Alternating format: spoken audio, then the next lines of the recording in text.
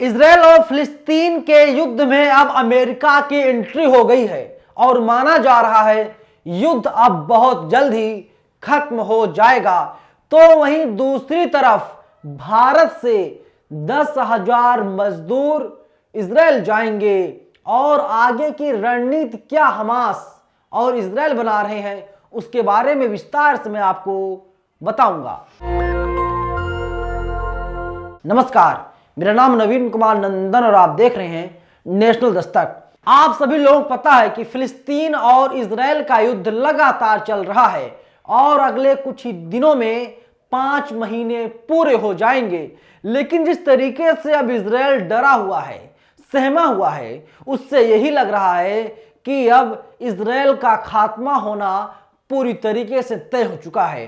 क्योंकि पहले इजराइल ने कहा कि इजराइल अब युद्ध विराम चाहता है 2 महीने के लिए। इसके बाद हमास सामने आता है और हमास की तरफ से दावा किया जाता है कि हमास तब तक शांत नहीं बैठेगा जब तक इजराइल को मिट्टी में मिला नहीं देता।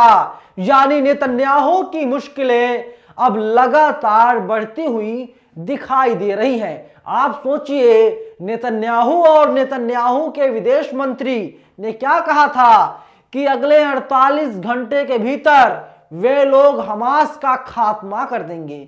तो आज पूरी दुनिया की जनता यही सवाल कर रही है, नेतन्याहू बताओ अभी तक हमास का खात्मा क्यों नहीं कर पाए हो? बिना गोला बम बारूद के फिलिस्तीन आजादी की लड़ाई लड़ रहा है और अब तक 26,000 से ज्यादा फिलिस्तीनियों ने कुर्बानी दे दी। और फिलिस्तीनियों ने कहा जब तक उन्हें आजादी नहीं मिलती तब तक ये युद्ध चलता रहेगा। लेकिन बीच बीच में खबरें सामने आती रही कि नेतन्याहू अपने बंकर बदल रहा है। नेतन्याहू डरा हुआ, सहमा हुआ क्रूर शासक है। क्योंकि अमेरिका की अब एंट्री हो गई है, इस जंग में अमेरिका कूद पड़ा है। और अब जो खबर सामने आ रही है, अगर उस खबर की माने तो बहुत जल्द ही युद्ध खत्म होने वाला है। क्योंकि देखिए, आज तक अपने पॉडकास्ट के हेडलाइन में लिखता है इजराइल हमास के बीच अमेरिका सुलह कराने जा रहा है। यानी अब जो है इस युद्ध में अमेरिका आ गया है और अब अमेरिका सुलह करवा सकता है, ऐसी बातें कही जा रही हैं। आज तक की दूसरी खबर है, आज तक लिखता है इजराइल ने भारत से मांगे 10,000 मजदूर, हरियाणा में भर्ती प्रक्रिया को शुरू कर दिया गया है। और क्योंकि जो फिलिस्तीनी इजराइल में काम किया करते थे वे लोग अपने अपने घर वापस चले गए और अब इजराइल में काम करने वाले मजदूर नहीं बचे हैं। और इसीलिए नेतन्याहू भारत सरकार से, नरेंद्र मोदी की सरकार से गुहार लगा रहा है और कह रहा है कि कम से कम 10,000 मजदूरों को भारत से इजराइल भेज दिया जाए।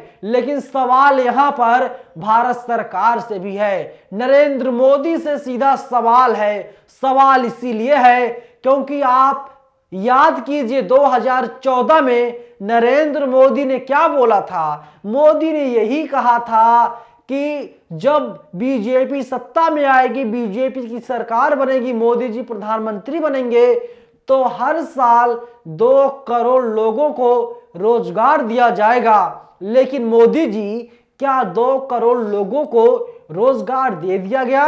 अगर रोजगार दे दिया गया, हरियाणा के युवा, इसके अलावा उत्तर प्रदेश के युवा इजराइल जाने की तैयारी क्यों कर रहे हैं? और खबर तो यहां तक सामने आ रही है कि देखिए, बकायदा उत्तर प्रदेश की राजधानी लखनऊ में स्क्रीनिंग भी करवाई जा रही है और जो प्रक्रिया है इजराइल भेजने का वो लगभग पूरा हो चुका है। यानी भारत में इस कदर बेरोजगारी है, इस कदर महंगाई है, इस कदर भुखमरी है कि यहाँ के लोग अब इजराइल जा करके मजदूरी करना चाहते हैं। तो आप अंदाजा लगाइए, आप किसी भी व्यक्ति की भक्ति में आप लोग खो जाइए, लेकिन सच्चाई यही है कि भारत में बेरोजगारी बहुत ही ज्यादा है। इजराइल ने पाकिस्तान के लोगों से, पाकिस्तान की सरकार से मजदूरों क्यों नहीं मांगा, और तमाम मुल्क हैं दुनिया के, उन मुल्कों से नेतन्याहू ने मजदूरों को क्यों नहीं मांगा? कोई जवाब देगा? है कोई जवाब? नरेंद्र मोदी जी, आपसे मैं सवाल पूछ रहा हूं, देश की जनता आपके आंख में आंख डाल करके यही सवाल लगातार पूछ रही है, आपको जवाब देना चाहिए, लेकिन आप जवाब नहीं दे रहे हैं। टीवी 9 भारत वर्ष की खबर है कि इजराइल हमास कॉन्फ्लिक्ट भारत को चुकानी पड़ रही है। इजराइल हमास जंग की कीमत इकोनॉमी पर सीधा असर पड़ता हुआ दिखाई दे रहा है।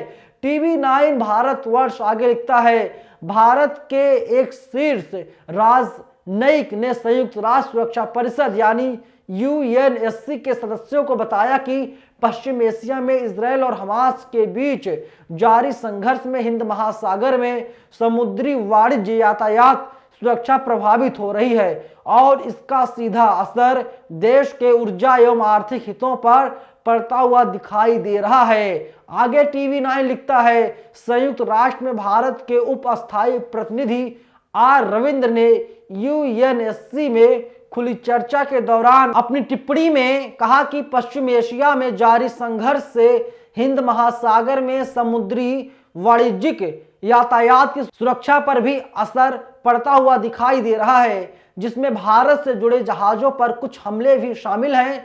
उनकी यह टिप्पणी लाल सागर में जहाजों पर हुती विद्रोहियों के हमलों में वृद्धि के बीच आई है। रविंद्र ने हुती विद्रोहियों का नाम लिए बगैर कहा कि यह अंतर्राष्ट्रीय समुदाय के लिए बहुत चिंता का विषय है और इसका भारत के ऊर्जा और आर्थिक हितों पर सीधा असर पड़ता है। यह भयावह स्थिति किसी भी पक्ष को लाभ नहीं पहुंचाएगी और इसे स्पष्ट रूप से समझा जाना चाहिए। क्षेत्र में समुद्री यातायात की सुरक्षा को लेकर चिंताएं रही हैं। हूतियों ने कहा कि ये हमले गजा में इजराइल के युद्ध के जवाब में और फिलिस्तीनियों के प्रति अपना समर्थन दिखाने के लिए है। यानी अब किस तरीके से भारत भी घिरता हुआ, भारत को भी नुकसान होता हुआ दिखाई दे रहा है। ये मैं नहीं कह रहा हूं, बल्कि टीवी 9 भारत वर्ष की एक रिपोर्ट ये बता रही है और नरेंद्र मोदी कुछ भी इस पर नहीं बोल रहे हैं। वहीं वाजिद खान का रिएक्शन है, इन्होंने एक्स पर लिखा है, गजा में घुसे यहूदी सैनिकों को कोरोना से भी खतरनाक वायरस मिला है। इस वायरस से एक यहूदी सैनिक लड़की की मौत हो गई। इजरायली डॉक्टरों ने कहा कि यह एक दुर्लभ वायरस है जिसके इलाज के लिए काफी प्रयास किए गए, लेकिन इस यहूदी सैनिक महिला को इस वायरस से नहीं बचाया जा सका। इस घातक वायरस से पीड़ित 3000 से अधिक सैनिकों को इजरायली अस्पतालों में लाया गया है। यानी वायरस अब लगातार फैल रहा है और यहूदियों की जानें जा रही हैं। अगला ट्वीट है वाजिद खान का, यमनी अंसारुल्लाह हाउथिस ने एक सैन्य अमेरिकी जहाज पर हमला किया, ब्रिटिश नौसेना की ये रिपोर्ट सामने आई है। आगे लिखते हैं वाजिद खान, कताइब अल कसम मुजाहिदीन ने गजा के खान यूनिस इलाके में यासीन 105 मिसाइलों से इजरायली सेना के 5 मरकफा टैंकों को नष्ट कर दिया, जबकि यहूदी सेना के 2 बुलडोजर और सैनिकों को ले जा रहे एक वाहन को भी नष्ट कर दिया गया। गजा खान यूनिस में इजरायली सेना के साथ तीखी झड़पें चल रही हैं। इजरायली सेना खान यूनिस पर कब्जा करना चाहती है, लेकिन मुजाहिदीन इजरायली सेना को नर्क बना रहे हैं। आप सोचिए वहां की स्थिति कितनी भयावह होती हुई दिखाई दे रही है। और अब अमेरिका की भी एंट्री हो गई है और अब अमेरिका भी खुले तौर पर यही कह रहा है कि देखिए ये लड़ाई जो है अब यहीं पर खत्म कर देनी चाहिए, वरना इजराइल का बहुत ज़्यादा नुकसान होने जा रहा है और फिलिस्तीन हमेशा हमेशा के लिए आज़ाद होने वाला है। फिलहाल इस वीडियो में इतना ही, लेकिन जिस तरीके से अमेरिका इस जंग में कूद पड़ा है इस पर आप लोग क्या सोचते हैं? कमेंट बॉक्स आपके लिए खुला हुआ है, आप हमें अपनी राय कमेंट बॉक्स में जरूर बताइएगा। धन्यवाद। नेशनल दस्तक की आपसे गुजारिश है कि अगर इसको बचाना चाहते हैं तो नेशनल दस्तक को सब्सक्राइब करने के लिए रेड कलर के सब्सक्राइब बटन को दबाएं, फिर बेल आइकन की घंटी दबाएं। नेशनल दस्तक को बचाने के लिए बहुत जरूरी है कि हर खबर को शेयर करें, लाइक करें, कमेंट जरूर करें।